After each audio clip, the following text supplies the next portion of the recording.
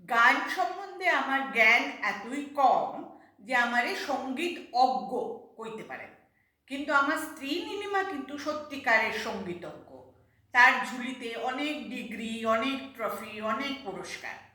সত্যি কথা কইতে কি, যখন আমাকে বিয়া হয়েছিল তখন কিন্তু নীলিমা অনেক জলসায় যাইতো গান গাইতে।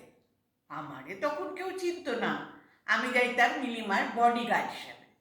পরবর্তী জীবনে নীলিমা অনেক ক্যাসেট বার করছে, গানে সুর দিছে, প্লেব্যাক গাইছে, অনেক কিছু করছে। তো আমরা করতাম কি, যখন সময় পাইতাম নীলিমা গান গাইতো আর আমি চুপ করে বসে শুনতাম। নীলিমা প্রধানত কীর্তন, পল্লী গীতি, নজরুল গীতি এইসব গাইতো। তা একদিন বইসি গান শুনতে, নীলিমা কইছে, তুমি চুপ করে বসে আছো কেন, তুমি তবলা বাজাও তো। আমি কইলাম, তবলা আমি কি কইরা বাজাবো? নীলিমা কইলা, আমি শিখাই দিতেছি।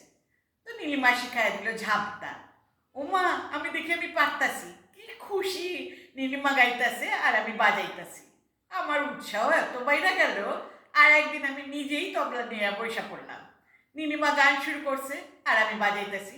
নীলিমা 2 লাইন গানের পর কয়, এ কি, আমি তো দাদরা গাইতাছি, তুমি ঝাপতাল বাজাইতাছো কেন?